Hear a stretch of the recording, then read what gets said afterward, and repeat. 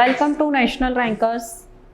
मैं हूं आभा गुप्ता सेरीवाल और हम पढ़ रहे हैं क्लास 12th का अकाउंट, जिसमें चैप्टर 11 कंपनी के वित्तीय विवरण।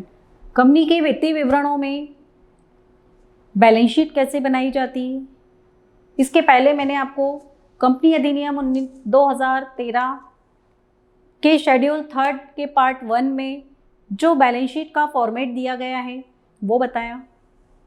बैलेंस शीट किस तरह से बनाई जाती है, किस फॉर्म में बनाई जाती है, किस फॉर्मेट में बनाई जाती है। अब बैलेंस शीट के साथ में ही नोट्स टू अकाउंट भी बनाया जाता है। तो नोट्स टू अकाउंट में क्या लिखा जाता है ये हमें देखना है। आइए देखते हैं नोट्स टू अकाउंट क्या है। नोट्स टू अकाउंट पहले चिट्ठी में दी गई मदों के विवरण को दर्शाने के लिए शेड्यूल का यूज़ किया जाता था, अनुसूची का उपयोग किया जाता था, लेकिन अब इसे नोट्स का नाम दे दिया गया है। चिट्ठी में प्रदर्शित मदों की व्याख्या नोट्स में की जाती है। जो भी डिटेल लिखना होता है, कैपिटल से रिलेटेड कोई डिटेल है, असेट्स से रिलेटेड कोई डिटेल है, लायबिलिटीज से रिलेटेड कोई डिटेल है, जो भी आइटम से रिलेटेड डिटेल्स हैं वो सारे नोट्स टू अकाउंट में लिखे जाते हैं। और नोट्स टू अकाउंट में डिटेल लिखने के बाद उसका जो फाइनल समराइज्ड पोर्शन होता है वो बैलेंस शीट में लिखा जाता है। क्योंकि कंपनी की बैलेंस शीट में इतना स्पेस नहीं होता, इतनी जगह नहीं होती कि सारा कुछ डिटेल उसमें लिखा जा सके, इसलिए इसके लिए नोट्स टू अकाउंट बनाया जाता है। अब नोट्स टू अकाउंट के अंतर्गत आप देखिए क्या लिखना होता है। ये बैलेंस शीट का एक पार्ट होती है। बैलेंस शीट के साथ साथ नोट्स टू अकाउंट बनाना ही बनाना है आपको। जब भी कंपनी की बैलेंस शीट पूछी जाएगी उसके साथ नोट्स टू अकाउंट बनेगा। ये एक तरह से बैलेंस शीट का आवश्यक पार्ट होता है। अब इसके अंतर्गत देखिए आप क्या क्या चीज़ें हमको लिखना है। सबसे पहले अधिकृत पूंजी लिखी जाएगी, अथोराइज्ड कैपिटल। कंपनी की जो भी अथोराइज्ड कैपिटल होगी वो इसमें लिखी जाएगी। इसके बाद अगर इशूड कैपिटल है तो इशूड कैपिटल लिखेंगे। इशूड कैपिटल के बाद प्रार्थित पूंजी मतलब सब्सक्राइब कैपिटल, पूर्णदत्त, fully paid up, partly paid up, जो भी दिया गया है क्वेश्चन में वो उसमें लिखा जाएगा। इसके बाद रिजर्व एंड सरप्लस, इससे रिलेटेड कोई डिटेल है जो उसमें करना ज़रूरी है तो वो इसमें आ जाएगा। Non current liabilities, current liabilities, ये तो लाइबिलिटीज़ हो गई हमारी, है ना। लाइबिलिटीज़ से रिलेटेड जितने भी आपको डिटेल्स उसमें लिखना है वो सब नोट्स टू अकाउंट में चले जाएंगे। उसके बाद असेट्स से रिलेटेड आ जाएंगे। असेट्स जो भी फिक्स्ड असेट्स हैं उसमें टैंजिबल, इनटैंजिबल, उनसे रिलेटेड जो भी एडजस्टमेंट्स होंगे वो सब हम नोट्स टू अकाउंट में कर लेंगे। इसके बाद capital, work in progress, non current investment और करंट असेट्स, ये सब अलग से नोट्स टू अकाउंट में शो की जाती हैं। कब? जब इनसे रिलेटेड कोई एडजस्टमेंट हमको करना है तो उसको नोट्स टू अकाउंट में एडजस्ट करने के बाद जो भी अमाउंट फाइनल होगी वो बैलेंस शीट में ट्रांसफ़र कर दी जाएगी। और नोट्स नंबर का रेफरेंस दे दिया जाएगा कि नोट्स नंबर 1 में हमने उसको सॉल्व किया है, नोट नंबर 2 में उसको सॉल्व किया है किसी को। जैसे मान लीजिए फिक्स्ड असेट्स को हमने नोट नंबर 3 में सॉल्व किया है तो नोट नंबर 3 जो कॉलम होता है बैलेंस शीट में एक, वहाँ पर 3 लिख देंगे। तो जब भी कोई हमको उसका डिटेल देखना है तो हम नोट्स टू अकाउंट में जाकर कि उसके 3rd पार्ट में जाकर उसको देख लेंगे। इसके बाद बैलेंस शीट बनाने के लिए कुछ सामान्य निर्देश, कुछ इंस्ट्रक्शंस हैं जो हमको ध्यान में रखना चाहिए। सबसे पहले चालू संपत्ति, किसी संपत्ति को चालू संपत्ति मतलब करंट असेट्स तभी माना जाएगा जब वो निम्न में से किसी एक मापदंड को पूरा करती हो। मतलब ये जो 3 इसकी विशेषताएं दी गई हैं इनमें से किसी भी एक को वो पूरा करती हो तो वो करंट असेट्स की कैटेगरी में आ जाएगी। सबसे पहला, जिसे कंपनी के सामान्य संचालन चक्र मतलब नॉर्मल कंपनी की जो ऑपरेटिंग साइकिल है उसमें वसूल होने की संभावना है, या जिसके विक्रय करने या उपभोग करने की संभावना है। अर्थात वो कंपनी की ऑपरेटिंग साइकिल के टाइम लिमिट में ही वसूल हो जाती है, अर्थात कैश में कन्वर्ट हो जाती है। सेकंड, वह मुख्यतः व्यापार करने के उद्देश्य से रखी गई है, मतलब जो राशि रखी गई है, जो असेट्स रखी गई है, वो बिजनेस पर्पस के लिए होना चाहिए, पर्सनल पर्पस के लिए नहीं। अगर वो पर्सनल पर्पस के लिए रखी गई है तो करंट असेट्स की कैटेगरी में नहीं आएगी। और इसके विवरण तैयार होने की तिथि के 12 माह के अंदर वसूल होने की संभावना है, अर्थात जो 12 महीने मतलब 1 वर्ष के अंदर अंदर कैश में कन्वर्ट हो जाए वो करंट असेट्स की कैटेगरी में आएंगे।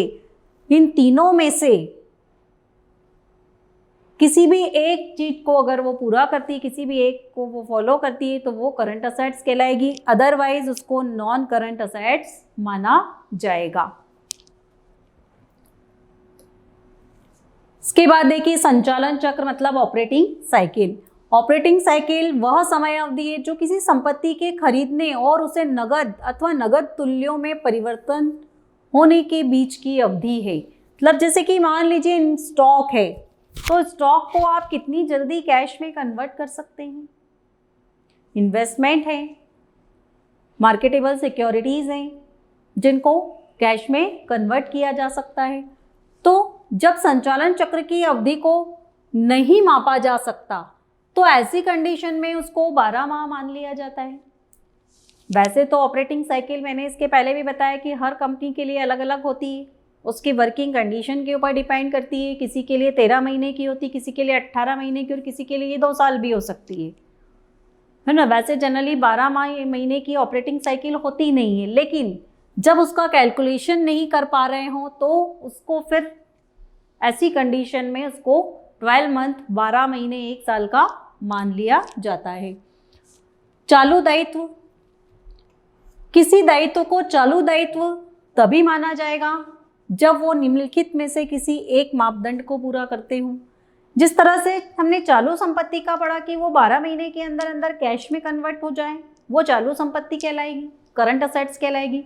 उसी तरह से करंट लायबिलिटीज होती हैं, मतलब ऐसी लायबिलिटीज जिसका payment within 1 year within 12 month करना है। जो शॉर्ट पीरियड के लिए होती है लायबिलिटी वो करंट लायबिलिटी में आ जाएगी। आप देखिए इसका नंबर 1, इस कंपनी के सामान्य संचालन चक्र की अवधि में भुगतान किए जाने की संभावना है और इसका मुख्य उद्देश्य व्यापार से है। तीसरे नंबर पे इसके विवरण तैयार करने की तिथि के 12 माह के अंदर भुगतान किए जाने की संभावना है, अर्थात जिस तिथि में विवरण तैयार किया जा रहा है उससे 12 महीने के अंदर अंदर इसका भुगतान करना है तो वो करंट लायबिलिटीज कहलाएगी, अदरवाइज वो नॉन करंट लायबिलिटीज में ट्रांसफर कर दी जाएगी। अर्थात इसका मतलब ये है कि ऐसी लायबिलिटी जिसका पेमेंट विदिन 1 ईयर करना है, जैसे टैक्स लायबिलिटी होती है, क्रेडिटर्स होते हैं, शॉर्ट टर्म लोन होता है, वो सब इस कैटेगरी में आएंगे। इसके आगे हम आपको बताएंगे कि आपको करंट लायबिलिटीज में किन किन आइटम्स को लेना है, करंट असेट्स में किन किन आइटम्स को लेना है, क्योंकि हमने ये तो बता दिया कि कंपनी की जो बैलेंस शीट है उसमें करंट असेट्स लिखना है, करंट लायबिलिटीज लिखना है, बट उसके अंतर्गत क्या क्या चीज़ें आती है वो अभी हम आपको अपने आने वाले वीडियोस में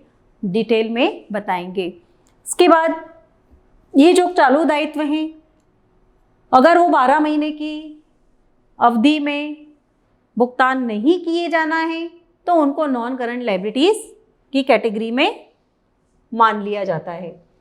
इसके बाद व्यापारिक प्राप्यताएं मतलब ट्रेड रिसीवेबल। एक प्राप्य को ट्रेड रिसीवेबल के रूप में वर्गीकृत किया जाएगा कब? यदि वह व्यवसाय की सामान्य व्यावसायिक क्रियाओं के अंतर्गत माल के विक्रय या सर्विस देने के संबंध में प्राप्त राशि से है। जब उधार माल बेचा जाता है तो उसकी अमाउंट रिसीवेबल होने वाली होती है, रिसीव्ड होने वाली होती है, या किसी को सर्विस दी जाती है तो सर्विस देने के बदले में जो अमाउंट, उसके प्रतिफल में जो अमाउंट मिलने वाली है वो भी ट्रेड रिसीवेबल में आ जाती है। व्यापारिक प्राप्यों में विविध देनदार आते हैं, प्राप्य बिल आते हैं, मतलब इस प्रकार व्यापारिक प्राप्तताएं मतलब विविध देनदार के प्राप्य विपत्र, इसमें दो चीज़ों को शामिल किया जाता है, देनदार और प्राप्य विपत्र मतलब बिल्स रिसीवेबल। व्यापारिक देयताएं मतलब ट्रेड पेबल्स। एक देयता को व्यापारिक देयताएं के रूप में वर्गीकृत तभी किया जाएगा जब वो व्यापार की सामान्य व्यावसायिक क्रियाओं के अंतर्गत माल के क्रय और सेवाएं प्राप्त करने के संबंध में देय राशि से संबंधित है। जब उधार माल जिस तरह से व्यापार में उधार माल बेचा जाता है उसी तरह से उधार माल खरीदा भी जाता है। तो जब उधार माल खरीदा जाता है तो ट्रेड पेबल्स हो जाते हैं, या किसी से कोई सर्विस ली है हमने, कोई एडवोकेट्स की, कोई लीगल एडवाइज़र है उसकी सर्विस ली है, या ऑडिटर की हमने जो सर्विस ली है उसके बदले में उसका रेम्यूनरेशन उसको पे करना बाकी है, तो वो ट्रेड पेबल की कैटेगरी में आ जाएगा। और ट्रेड पेबल में हमें क्रेडिटर्स और बिल्स पेबल दोनों को इंक्लूड करना है।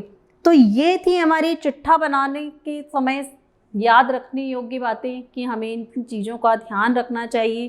अब हम आगे के हमारे वीडियोस में चिट्ठे में क्या क्या आइटम लिखे जाते हैं वो तो हमने पढ़ लिए, लेकिन उन पर्टिकुलर हेडिंग्स और सब हेडिंग्स के अंदर हमको क्या चीज़ें लिखना है, कौन कौन से आइटम्स उसमें लिखना है, जैसे कि करंट लायबिलिटीज़ हैं तो उनमें किन किन को हमें करंट लायबिलिटीज़ मानना है और किन को नहीं मानना है, ये हम अब आपको अपने अगले वीडियोज़ में बताएंगे। Thank you.